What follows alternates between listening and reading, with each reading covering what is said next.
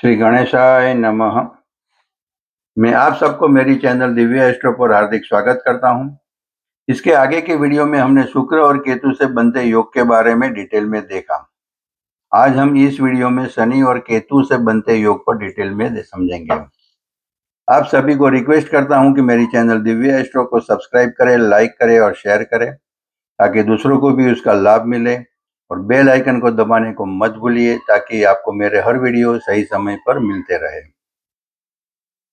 वैदिक ज्योतिष में ग्रहों के मिलन या युति का अपना एक विशेष महत्व होता है। ज्योतिष शास्त्र में शनि और केतु दोनों ही अत्यंत रहस्यमयी और गूढ़ प्रभाव रखने वाले ग्रह माने जाते हैं।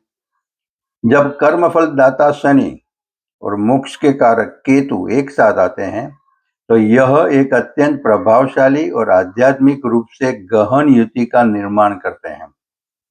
इन दोनों ग्रहों का स्वभाव अनुशासित, विरक्त और थोड़ा कठोर है, इसलिए इनकी युति जातक के जीवन में बड़े बदलाव और गहरे सबक लेकर आती है।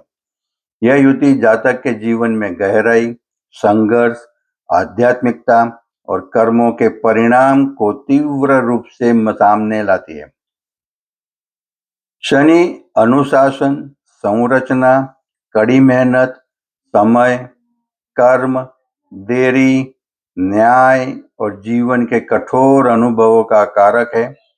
वे हमें सीमाओं का एहसास कराता है और जीवन में स्थायित्व लाने के लिए संघर्ष करना सिखाता है। केतु मोक्ष, वैराग्य, आध्यात्मिकता, रहस्य, अचानक घटनाएं, अलगाव, डिटैचमेंट, गहराई, अंतर्ज्ञान और गुप्त विद्याओं और पिछले जन्मों के कर्मों का सूचक है। यह छाया ग्रह है जो हमें भौतिकता से दूर ले जाकर आध्यात्मिकता की ओर धकेलता है। जब ये दोनों साथ आते हैं तो जीवन में कर्म प्लस वैराग्य का मिश्रण बनता है। जब ये दोनों मिलते हैं तो जीवन में श्रापित दोष या कई बार वैराग्य योग जैसी स्थितियां बनती हैं। यह युति व्यक्ति को बहुत मेहनती बनाती है, लेकिन साथ ही उसे भीतर से थोड़ा अकेला और विरक्त भी महसूस करा सकती है।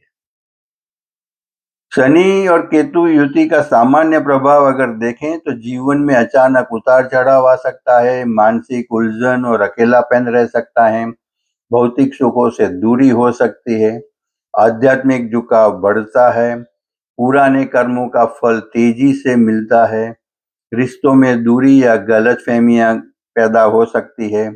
यह युति अक्सर व्यक्ति को भीतर से मजबूत बनाती है, लेकिन रास्ता कठिन होता है। अलग अलग भावों में अगर ये युति का फल देखें तो प्रथम भाव में जातक गंभीर स्वभाव का होता है। व्यक्तित्व गंभीर और अंतर्मुखी, आत्मविश्वास में उतार चढ़ाव हो सकता है। वह अपनी पहचान को लेकर थोड़ा उलझन में रह सकता है, लेकिन आध्यात्मिक झुकाव बढ़ता है, आध्यात्मिक गहराई बहुत होती है। द्वितीय भाव में अगर बनती है तो धन में अस्थिरता या धन संचय में कठिनाई आ सकती है।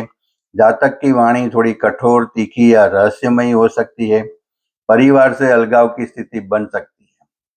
तृतीय भाव में बनती हैं तो यह युति जातक को अत्यंत साहसी और पराक्रमी बनाती है, पर आत्मसंदेह भी रह सकता है। भाई बहनों के साथ संबंधों में कुछ दूरियां आ सकती है। चतुर्थ भाव में अगर बनती है तो घरेलू सुख में कमी या माता के स्वास्थ्य को लेकर चिंता हो सकती है। जातक अपनी जड़ों या घर से दूर जाना चाह सकता है। मानसिक शांति में कमी रहती है। घर परिवार से जुड़ी समस्याएं हमेशा रहती है। पंचम भाव में अगर बनती है तो शिक्षा में रुकावट आ सकती है। संतान प्राप्ति या प्रेम संबंधों में यह युति विरक्ति ला सकती है, बाधा या देरी का कारण बनती है। संतान सुख में देरी होती है। छठे भाव में अगर बनती है तो शत्रुओं पर विजय प्राप्त होती है। हालांकि कमर के नीचे या पैरों से जुड़ी समस्याएं परेशान कर सकती हैं। रोगों से लड़ने की क्षमता बढ़ती है। सप्तम भाव में अगर बनती है तो वैवाहिक जीवन में दूरी या तो तनाव हो सकता है, पार्टनर के साथ गलतफहमियां हो सकती है, वैवाहिक जीवन में तालमेल की कमी रहती है, पार्टनर थोड़ा सख्त या तो विरक्त स्वभाव का भी मिल सकता है। अष्टम भाव में अगर बनती है तो यह भाव रहस्य का है। यहाँ शनि केतु व्यक्ति को गहरा शोधकर्ता ज्योतिषी भी बना सकता है। अचानक धन लाभ या हानि दोनों संभव है। रहस्यमयी घटनाएं बन सकती है। गहरी आध्यात्मिकता भी डेवलप हो सकती है। नवम भाव में अगर बनती है तो जातक का झुकाव धर्म की ओर अधिक होता है। गुरु या पिता के साथ वैचारिक मतभेद संभव है, लेकिन लंबी यात्राएं फलदायी होती है। भाग्य में रुकावटें आती रहती है। दसम भाव में अगर बनती है तो करियर में संघर्ष, करियर में स्थायित्व आने में समय लगता है। जातक अक्सर अपने कार्य क्षेत्र में अकेलापन महसूस कर सकता है या बार बार नौकरी बदलता है। सफलता देर से मिलती है। एकादश भाव में अगर बनती है तो लाभ के मामले में यह युति मिश्रित फल देती है। आय के उतार चढ़ाव सीमित होते हैं, लेकिन स्थायी लाभ मिलते हैं। बड़े सामाजिक दायरे की जगह जातक कुछ चीने गुने लोगों के साथ रहना पसंद करता है। द्वादश भाव में अगर बनती है तो मोक्ष और आध्यात्मिक उन्नति हो सकती है। यहाँ मोक्ष का सबसे प्रबल योग है। जातक आध्यात्मिक यात्राओं पर जा सकता है, लेकिन अनिद्रा या आंखों की समस्या हो सकती है। विदेश योग हो सकते हैं, खर्च ज्यादा रह सकते हैं। राशियों में अगर देखें तो अग्नि तत्व की राशि मेष, सिंह और धनु में यह युति जातक को बहुत महत्वाकांक्षी और ऊर्जावान बनाती है, लेकिन यह ऊर्जा कई बार गुस्से में बदल जाती है। क्रोध और अधीरता बढ़ती है। आध्यात्मिक और कर्म में टकराव आता है। पृथ्वी तत्व में वृषभ, कन्या और मकर में बनती है तो यहाँ जातक बहुत ही व्यवहारिक और मेहनती होता है। आर्थिक रूप से वह धीमी लेकिन ठोस प्रगति करता है। स्थिरता आती है, संघर्ष के बाद सफलता मिलती है। वायु तत्व में बनती है मिथुन, तुला और कुंभ में तो यहाँ जातक की बुद्धिमत्ता और सोचने की क्षमता बहुत गहरी होती है। वह दार्शनिक विचारों वाला हो सकता है। मानसिक द्वंद्व और निर्णय लेने में कठिनाई होती है। जल तत्व की राशि कर्क, वृश्चिक और मीन राशि में बनता है तो यहाँ यह युति जातक को अत्यधिक भावुक और अंतर्मुखी बनाती है। आध्यात्मिकता की ऊंचाइयों को छूने के लिए यह सबसे अच्छी स्थिति है। भावनात्मक गहराई हो सकती है, रहस्य और अंतर्ज्ञान बढ़ता है। लग्नों के अनुसार अगर देखें तो मेष और वृश्चिक लग्न मंगल के लग्न में इन जातकों के लिए यह युति काफी चुनौतीपूर्ण हो सकती है, क्योंकि मंगल का शत्रु शनि है। साहस तो होगा, लेकिन कार्यों में अड़चने आएगी। करियर और रिश्तों में संघर्ष रह सकता है और वृश्चिक लग्न में गूढ़ ज्ञान और रहस्य में रुचि रह सकती है। वृषभ और तुला लग्न शुक्र के लग्न में यहाँ शनि कारक ग्रह हो जाता है, इसलिए मेहनत के बाद शानदार परिणाम मिलते हैं। जातक कलात्मक और गंभीर होता है। वृषभ लग्न में भाग्य में देरी आ सकती है, लेकिन स्थिर सफलता मिल सकती है। तुला लग्नों में रिश्तों में दूरी आती है। मिथुन और कन्या लग्न बुध के लग्नों में यहाँ व्यक्ति की तार्किक क्षमता अद्भुत होती है। वह गणित, कोडिंग या ज्योतिष में नाम कमा सकता है। पर्टिकुलरली मिथुन लग्न में मानसिक तनाव और निर्णय में भ्रम हो सकता है और कन्या लग्न में विश्लेषण मतलब एनालिसिस की क्षमता बढ़ती है। कर्क और सिंह लग्न, इन लग्नों के लिए शनि की युति कठिन होती है, क्योंकि ये सूर्य चंद्रमा की राशियां हैं। मानसिक तनाव अधिक रह सकता है। कर्क लग्न में पर्टिकुलरली भावनात्मक उतार चढ़ाव ज्यादा रहता है और सिंह लग्न में अहंकार और वैराग्य में संघर्ष रहता है। धनु और मीन लग्न गुरु के लग्न में यहाँ केतु का प्रभाव शुभ हो जाता है। जातक एक बहुत बड़ा गुरु या मार्गदर्शक बन सकता है। धनु लग्न में धर्म और कर्म से टकराव हो सकता है। मीन लग्न में आध्यात्मिकता में वृद्धि आ सकती है। मकर और कुंभ लग्न शनि के लग्न है। यहाँ शनि स्वयं की राशि में होने के कारण सुफल देता है। हालांकि केतु की उपस्थिति व्यक्ति को थोड़ा अकेलापन महसूस कराती है।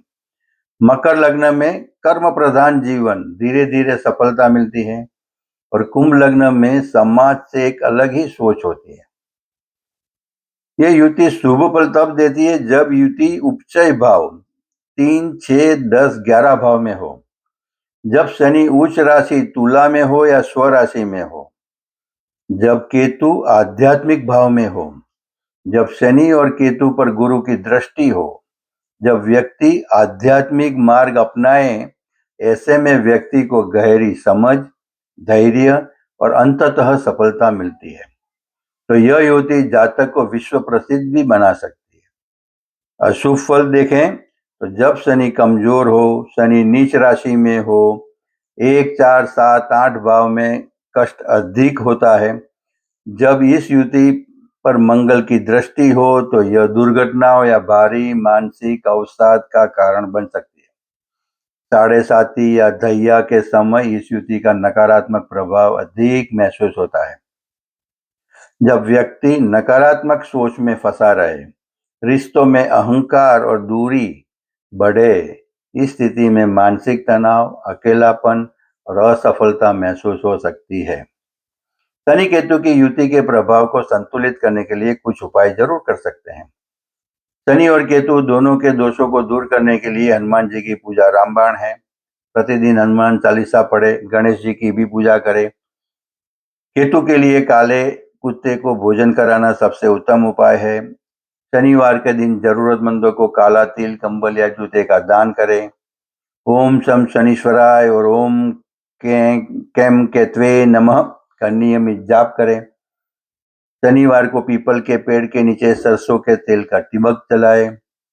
अनुशासन, शनि अनुशासन प्रिय है, इसलिए अपने जीवन में समय की पाबंदी और ईमानदारी अपनाएं। ध्यान और योग करें, नकारात्मक सोच से दूर रहें, एकांत में सकारात्मक समय बिताएं। निष्कर्ष ये है कि शनि केतु युति जीवन में एक कार्मिक परीक्षा की तरह होती है। शनि केतु की युति केवल कष्ट देने के लिए नहीं होती, बल्कि यह हमारे पुराने कर्मों को काट कर हमें शुद्ध बनाने के लिए आती है। यह युति आपको बाहरी दुनिया से हटकर अंदर की दुनिया में ले जाती है। शुरुआत में यह कठिन लग सकती है, लेकिन अंततः यह आपको मजबूत, जागरूक और आध्यात्मिक बनाती है। यदि हम धैर्य, अनुशासन और सकारात्मक बनाए रखें और सच्चाई के मार्ग पर चले तो यह युति आपके जीवन को नई दिशा दे सकती है। यह युति हमें वह आंतरिक शांति और सफलता दे सकती है जो कोई दूसरा ग्रह नहीं दे सकता। आज हम यहाँ तक देखते हैं। अगले वीडियो से हम दूसरे ग्रहों की युति जैसे कि सूर्य मंगल, सूर्य शनि, मंगल चंद्र, शनि चंद्र जैसे दूसरे ग्रहों की युति के बारे में डिटेल में समझेंगे। उसकी भी पूरी एक वीडियो सीरीज चलाएंगे। अगर किसी को मेरे साथ पर्सनल कांटेक्ट करना हो, कंसल्ट करना हो तो मेरा व्हाट्सएप नंबर है +91 8866222122। आप सभी को फिर से रिक्वेस्ट करता हूं कि मेरी चैनल दिव्य एस्ट्रो को सब्सक्राइब करें, लाइक करें और शेयर करें ताकि दूसरों को भी उसका लाभ मिले, और बेल आइकन को दबाने को मत भूलिए ताकि आपको मेरे हर वीडियो सही समय पर मिलते रहे। धन्यवाद।